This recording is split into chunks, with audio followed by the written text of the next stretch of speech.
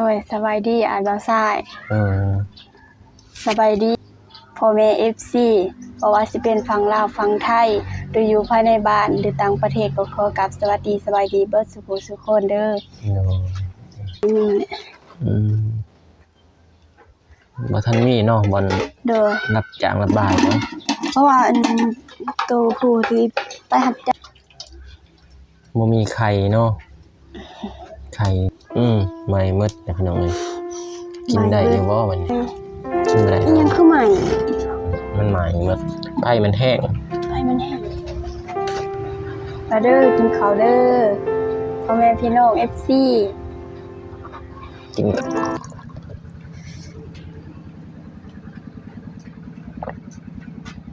ได้ไข่บ่เอาเด้ไรขอบใจเด้อตกว่าลังบ่ได้เด้อเดด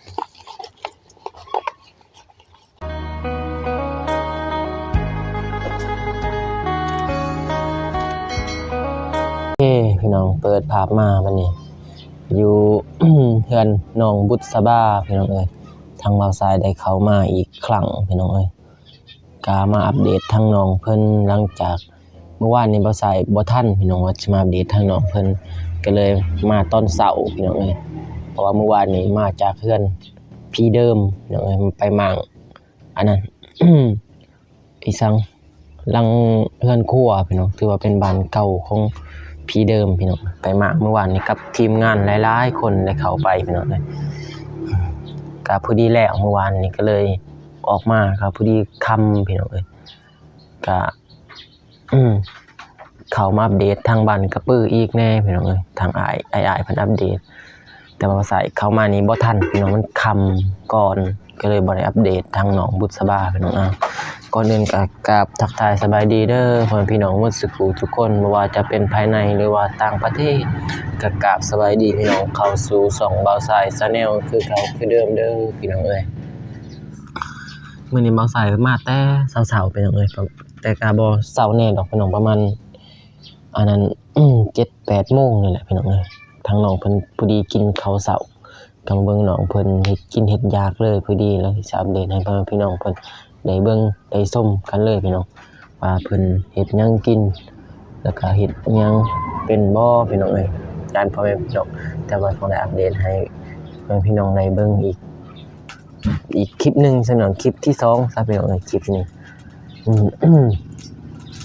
ทางน้องเพิ่นก็น่าสงสารพี่น้องเอ้ยตอนเราสายอัปเดตคลิปแรกบ่มีหยังมาให้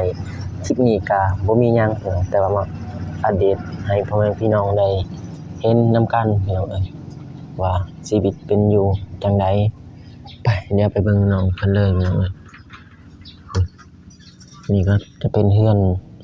ซ่านพี่น้องเอ้ยพี่น้องพุ่นตะเว้นซองฝนตกกับเปียกพี่น้องเอ้ยพุ่นพี่น้องเอ้ยนี่เฮือนซ่านมันซองนี่เป็นแทงน้ำพี่น้องแทงน้ำเขาจ่ายอะไรพี่น้องเขาให้ทำบึงไปเดี๋ยวไปหาน้องเพิ่นเลยสบายดีน้องเพิ่นก่อน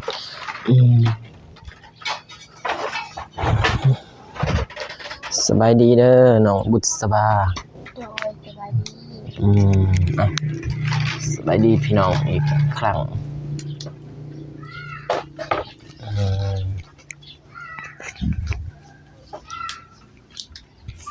โดยสบายดีอ่านบ่าวซ้ายสบายดีพ่อแม่ FC บ่ว่าสิเป็นฝั่งลาวฝั่งไทยหรืออยู่ภายในบ้านหรือต่างประเทศก็ขอกราบสวัสดีสบายดีเบิดสุขสุขคนเด้อผมเป็นอันนี้บ่กำลังสระตอนเช้านี่บ่โดยโอ้มัดบ่ได้เนาะมัดบ่ได้มันเปียกบ่เป็นหยังพี่น้องเฮ็ดหยังกินนี่ต้มผักใส่ผักโอ้ต้มผักผู้ดีสุกต้มผักกาดดอกโดยต้มผักกินกับหยังกินกับแจ่วได้อยู่ถือว่ามีผักเนาะเฮ็ดนานผักทางล่างนี่บ่โดยอ๋อ ยังบ่ทัน นี่ อัป ก็ เดต เบิดแล้วอ่ะที่หาแนวมาปลูกใหม่เบิดแล้ว ยังบ่ทันอัปเดตให้พี่น้องได้เบิ่งซ้ำทางหลังครับเพิ่นขัวอัปเดตส่วนผักอีกพี่น้องมีส่วนผักทางหลังของน้องบุษบาแนวกินแนวอยากกินข้าวเช้าบ่ โดยสิกินข้าวเช้ากินข้าวนำกันเด้ออ้าย โดย สิปรุง สุกแล้ว สุกแล้ว ข้าวเดียวนี่ เพราะว่าต้มมันเปื่อยลายมันก็บ่แซ่บ อืม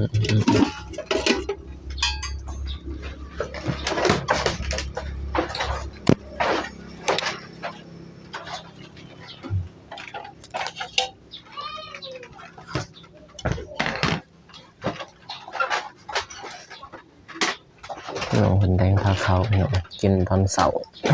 แต่ว่าบ่เช้าแท้พี่น้องประมาณ 8-9 โมงพอดีแหละพี่น้องทางน้องเพิ่นบ่ได้ไปไสบ่มื้อนี้ บ่ได้ไปอย่างนี้แหละ บ่ทันมีเนาะบ่อน โดย รับจ้างรับบายเนาะ เพราะว่าตัวผู้ที่ไปรับจ้างก็มันแล้วแหละนี่บ่ได้ไป แม่ก็บ่ได้ไป อืม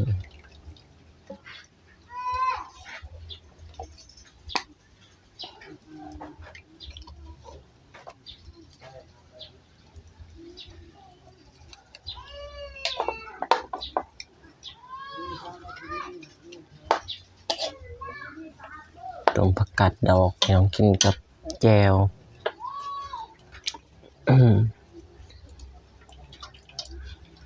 บ่มีไข่เนาะไข่กินเผ็ดแจ่วไข่แต่ว่าแจ่วก็ได้อยู่พี่น้องยัง สมพัก โอ้สมผักขัน โดยแม่เราขันเอาไว้เมื่อวานนี้ สมผักปลูกเองเนาะ โดย ถือว่าธรรมศาสตร์พี่น้องอาหารธรรมศาสตร์ผักก็สมผักก็คั้นเองผักก็ปลูกทางหลังพี่น้องเอ้ยทางหนองเพิ่น ใส่เกลือโอ้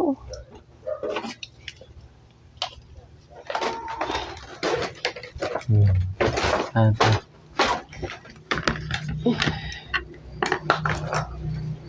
ทำใส่เกลือ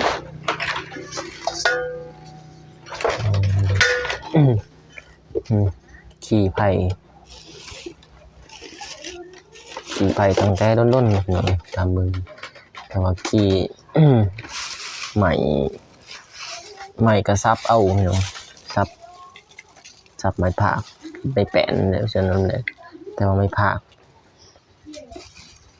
แบบเพื่อนเก่าแก่นะพี่น้องเอ้ยตามเบิ่งเห็นหมดกระจกหน้าต่างแตกซองมาก็เห็นตะเว้นซองก็เห็นพี่น้องมันลุแล้วทั้งกะซีถึงจีมักเพชรเนาะ เถยกินกับสมพัก เลยจีมักเพชรพี่น้องกินกับสมผัก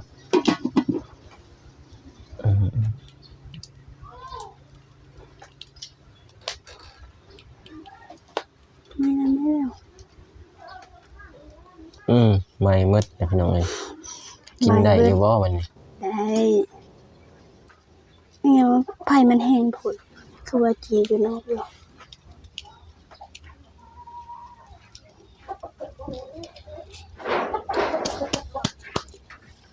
ไม่มืดพี่น้อง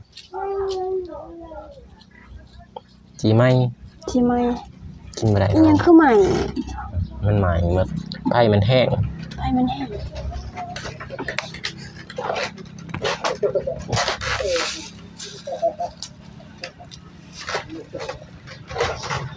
เขี่ยแบบไว้มันจึงบ่ไหม้ไผ่มันแห้งเขาเดียวตะปะปึ๊บให้ปึ๊บ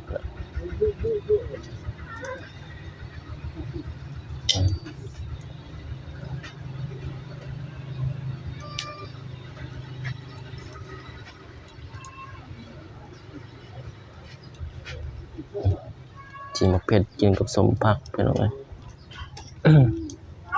แต่ว่าอาหารนี่ก็พอมีอยู่พี่น้องอาหารแบบธรรมชาติเนี่ยปลูกผักปลูกหญ้าไปพี่น้อง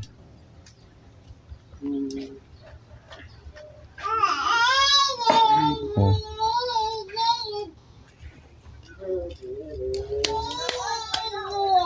เดี๋ยวแล้ว ไปแล้วบ่ โดย ไปกินเลยพี่น้อง โดยไม่ได้อ่านแบบสัก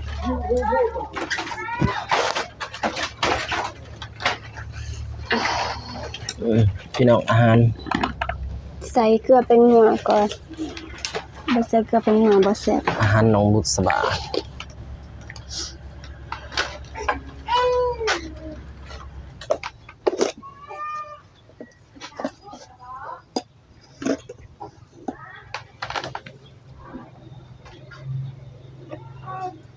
ใช้เกลือเป็นหน่วยบ่ โดย มีแต่ผักพี่น้องเอ้ยผักกับแจวกิน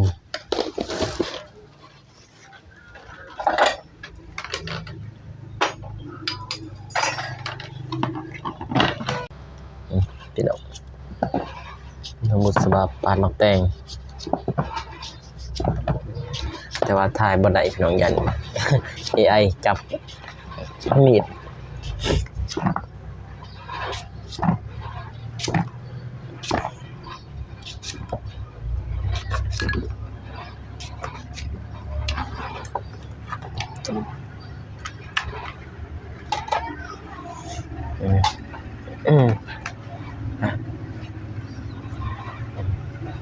มาเด้อกินข้าวเด้อพ่อแม่พี่น้อง FC กินข้าว กินที่บ่ใส่ กับน้องบุษบากิน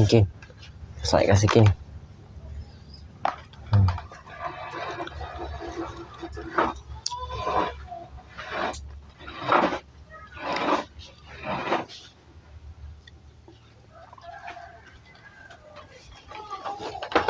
ใส่ลงตั้งกล่องก่อนกินข้าวกับน้องเพิ่นก่อนพี่น้อง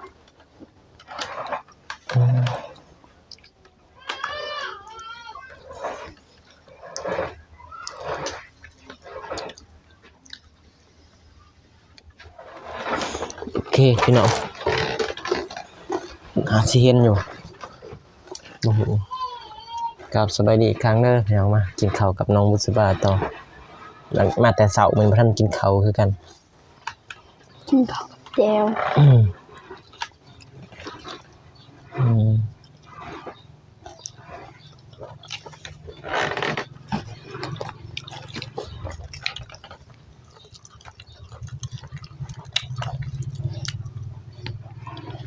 บ่ใส่เคยกินบ่สมผัก อย่ามันได้ยิน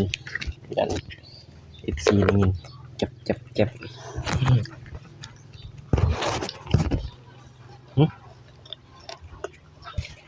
สมพัก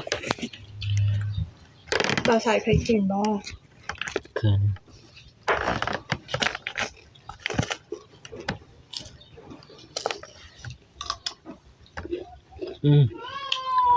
แซ่บพี่น้อง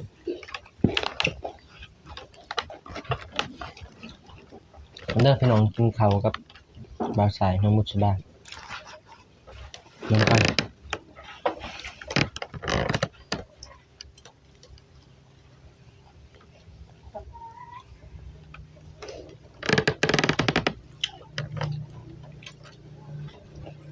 กินต้มผัก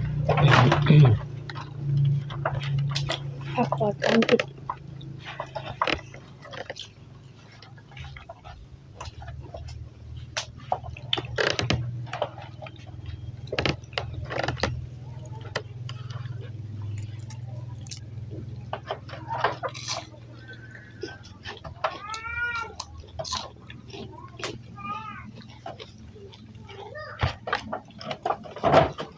น้ำเด็ดมือที่ทอมกินข้าวได้เลย เด้อ มามือที่ช่องเห็นเลยกินข้าวกับน้องมันเลยผมกินคนเดียวไปแผด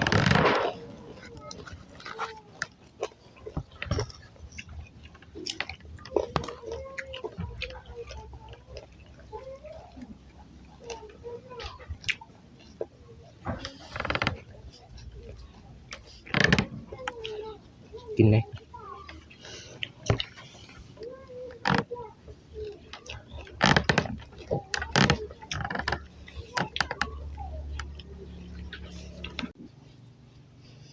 โอเคพี่น้องทางน้องเพิ่นก็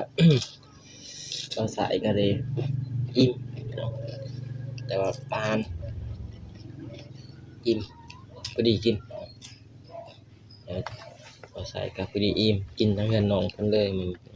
กินข้าวเสาน้ำน้องอิ่มแล้วบ่น้องบุษบา กินแล้ว อิ่มนะ โดย โอเคอิ่มแล้วครับนี่เลยกินข้าวกับข้าวพันธุ์มาแต่เสาๆเลย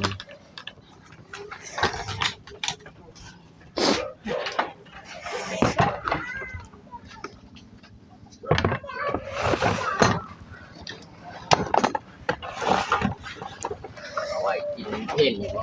โดย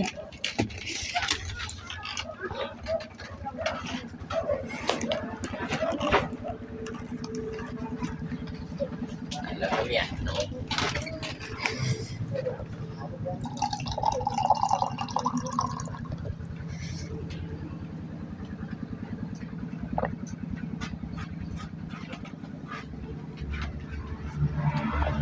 บ่ใส่กินน้ำแล้วบ่ เดี๋ยวให้ให้วะเอาเด้ไรขอบใจเด้อ โดย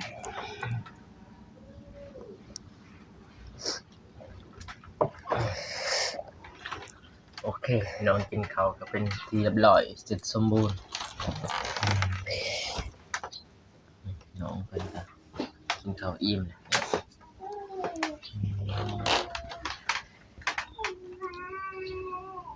บ่มีหยังมาให้น้องเพิ่นเดี๋ยวมากินข้าวนำเลย บ่เป็นหยัง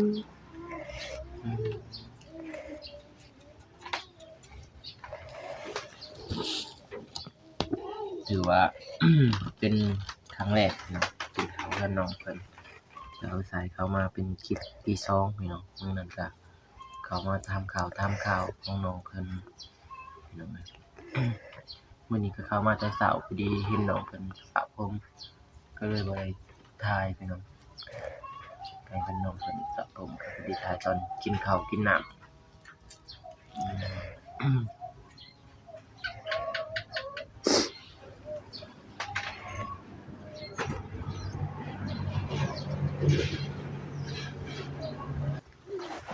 พี่น้องเอ้ยก็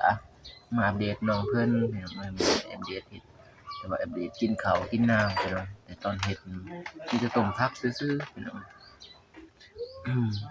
แต่ว่าแจ่วก็มีแล้วตำแล้วมีหยังเฮ็ดหยังต่อบัดนี้ สิล้างถ้วย ล้างถ้วย โดย ไปล้างมืองานมันอันนั้นล้างตะวินตะเวียงเลย โดยสิล้างเตยเว้นเพราะกลางคืนมันยากยังคืนกะคันมีก็จังล้างอีกเทื่อนึง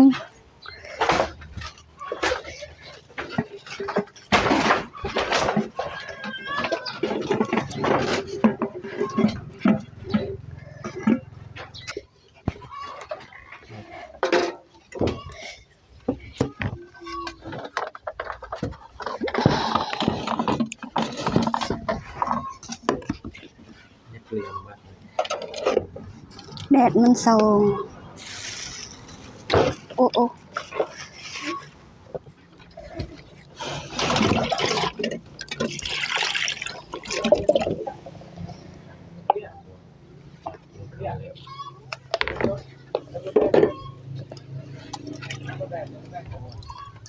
สั่นครับ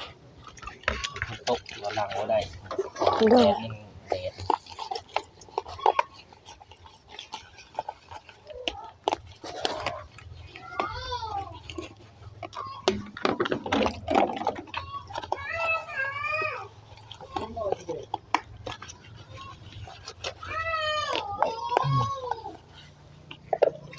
ต้องล้างข้อมือบ่ โดยล้างคู่มือกินแล้วก็บางทีก็ออกมาล้างเลยบางทีก็แช่ไว้ก่อนมื้อนี้บ่มีเวียกว่าได้ไปก็ แต่มาล้างไว้ถ้าไปเฮ็ดเวียกก็เอาไว้ล้างตอนแลงมาแต่เวียก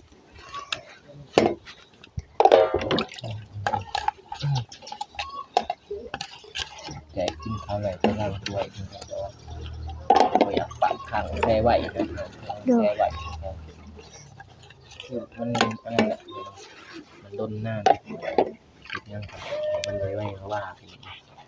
กินแล้วก็ล้างเลยดีเลยกัน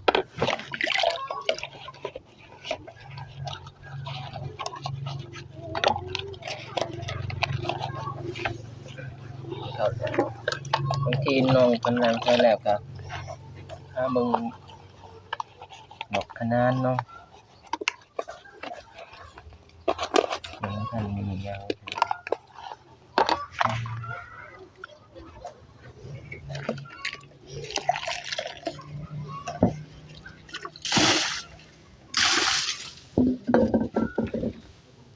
นี่ครับบนที่ว่าหลังคาสังกะสีมันเด้อหลังคุเพื่อน แต่โดนแล้วเพื่อนมัน ไม่อันนั้นต้องไม่ใส่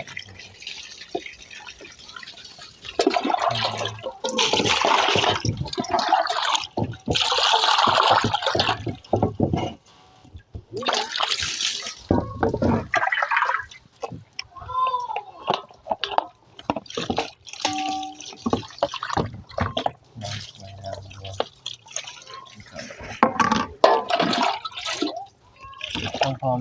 พอทั้งแม่น้องไปใส่ เราไปวัดมื้อนี้ เพื่อนน้องมัน โดยยังอยู่เพื่อน อยู่มืด โดยอยู่มื้อนี้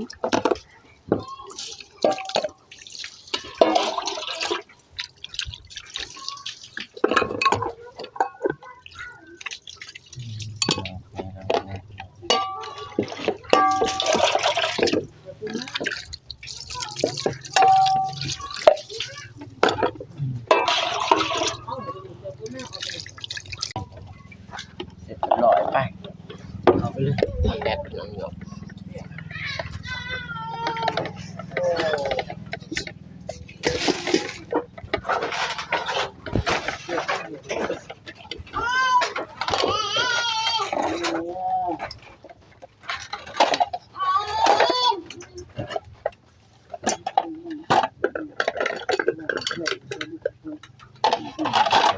บวก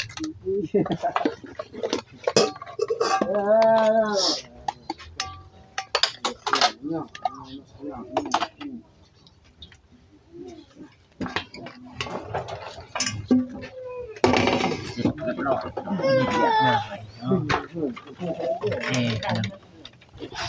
แต่ขอบใจที่มาให้อัปเดตขอบใจทางมุสบามียังมาให้น้องแต่ว่าน้องเพิ่นก็ให้ทายอยู่น้องทายชีวิตประจำวันโอเคพี่น้อง กาบ่ใส่ก็สิได้จบคลิปก่อนพี่น้องขอบใจเด้อ จังได๋ก็ขอขอบใจอ้ายบายซายเด้อที่เขามาอัปเดตน้องในมื้อนี้ โอเคไปบ๊ายบายเด้อโอเคพี่น้องบ่ใส่ก็คลิปก็ยาวแล้วพี่น้องบ่ใส่ก็สิได้จบคลิปก่อนเด้อพี่น้องก็จังได๋ก็ฝากขอให้พี่น้องรับชมและติดตามคลิปของบ่ใส่อีกต่อไปเด้อพี่น้องก็ขออวยพรให้ FC ทุกท่านจงมีแต่ความสุขความเจริญปรารถนาสิ่งใดก็ขอให้ได้สิ่งนั้นให้ได้ดังปรารถนาความคิดก็สิได้ความไกลอย่าซึมีพี่น้องให้ร่ำให้รวยเฮงๆปังๆขึ้นไปเด้อพี่น้องคลิปนี้บ่ใส่สิขอตัวลาไปก่อนคลิปหน้าคลิปนี้บ่ใส่ขอกล่าวคำว่าสบายดีพี่น้องบ๊ายบาย